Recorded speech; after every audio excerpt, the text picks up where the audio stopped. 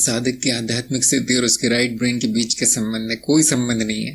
आप उसको पूरा पूरा निकाल के फेंक भी सकते हैं। जैसे मनुष्य एक किडनी पे जीवित रह सकता है, एक फेफड़े पे जीवित रह सकता है, एक हाथ और एक पैर पे जीवित रह सकता है, एक आंख पे, वैसे ही आप दिमाग का आधा भाग निकाल के फेंक देंगे तो भी जीवित रहेगा।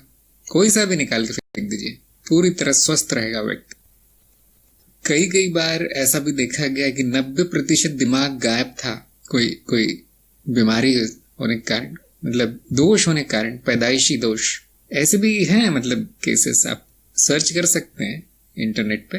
90% हिस्सा गायब दिमाग का, पूरी तरह स्वस्थ बन रहता है आदमी, पूरी तरह स्वस्थ, संपूर्ण बुद्धि उसमें। हाँ, एक दो चीजें थोड़ी सी गड़बड़ थी उसमें, लेकिन बाकी सब। यहां तक कि इतना भी देखा गया है कि कुछ दिमाग का हिस्सा निकाल दिया जाए तो व्यक्ति की स्मृति बहुत बढ़ जाती है, उसमें गुण आ जाते हैं, तरह तरह के विलक्षण गुण पैदा होते हैं, आध्यात्मिक सिद्धियां भी पैदा होती है। तो इससे क्या पता चलता है कि ये जो स्नायु तंत्र है ये एक तरह के सीमित करने का कार्य करता है, कुछ देता नहीं है हमें, सीमा निर्धारित करता है ये मनुष्य की। इसको हटाने के बाद ही असीमितता का बोध हो सकता है, जो सूक्ष्म अवस्था में किया जाता है। बहुत से लोग जो कभी कभी मरने की कगार पर पहुंच जाते हैं, उनका दिमाग बिल्कुल बंद हो जाता है चलना। वो जो डिस्प्ले दिखाता है एकदम सीधी लकीर दिखाता है, उस पर कोई रीडिंग नहीं दिखाता। और जब उनको पुनर्जीवित किया जाता है तो उनका सभी अनुभव हुए रहते हैं उनको, और विलक्षण अनुभव कभी कभी हुए रहते हैं। ये भी चीजें हजारों केस ऐसे।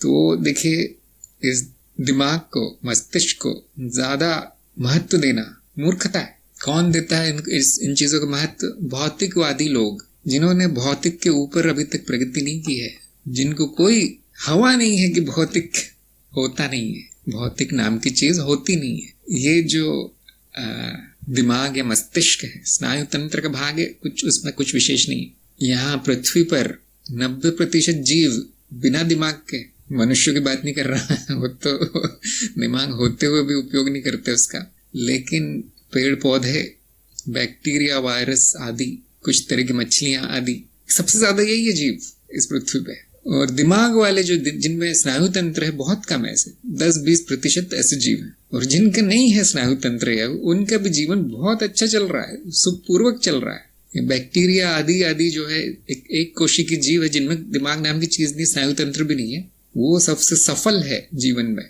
जीवन बनाए रखने में करोड़ों साल से वैसे ही। जबकि जो बड़े जानवर हैं आते जाते हैं, पता नहीं एक भूकंप आ जाए, एक कुछ वायरस आ जाए, सारी मनुष्य जाति मिट जाएगी, कुछ काम का नहीं है। ये विज्ञान है।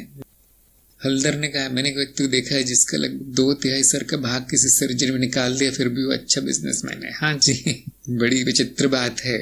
जो अपने आप को विज्ञान के छात्र समझते हैं, वैज्ञानिक समझते हैं, वही अज्ञानी है पूरी तरह से शरीर क्या है उसको लेके।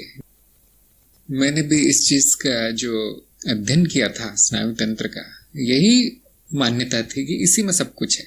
मैं भी इसी में वो दिमाग में ही हूँ, मेरी स्मृति भी वही है, सारी बुद्धि भी वही है, सब कुछ। लेकिन जितना आप गहरे जाएंगे उसमें, उसके विज्ञान में, आप पाएंगे वहां कुछ नहीं है कुछ भी नहीं है दिमाग में। यहाँ तक कि मिथ्या है, वो प्रतीत होता है, केवल है नहीं कुछ, सब कुछ पराभौतिक है। जो काम की चीज है वो भी मिथ्या है, लेकिन पराभौतिक है। ये जानना आवश्यक है हर ज्ञानी के लिए, ज्ञान मार्ग के शिष्य के लिए जानना आवश्यक है। शरीर में कुछ भी नहीं है। सबसे जो अनित्यता है, सबसे जल्दी जो जाता है, वो शरीर ही है। ये जो भी स्नायु तंत्र है, उसका कार्य जीवित रखना है इस जीव को, बस, इससे ज्यादा नहीं। इंद्रियों को एक जगह मिलाना, उसी को इंद्र बोला गया है, प्राचीन काल में इंद्र बोला गया है, उसी को राजा भी बताया गया है। विज्ञान की सफलता का ये दुष्परिणाम आया है कि सबने उसको सत्य मान लिया है। अच्छा खाने को मिलता है, पीने को मिलता है, रहने को मिलता है, घूमने फिरने को मिलता है, तरह तरह के यंत्र मिलते हैं, सब कुछ सुविधाएं विज्ञान के कारण है, जो तंत्र मार्ग की एक शाखा है। अब लोगों का उस पर अंधविश्वास हो गया कि वैज्ञानिक ने बोल दिया मतलब पत्थर की लकीर है। तो देखिए, हमारा अध्यात्म क्षेत्र है और विज्ञान जो है अध्यात्म का छोटा सा भाग है, 1%। ज्ञानी को विज्ञान तक सीमित नहीं रहना है।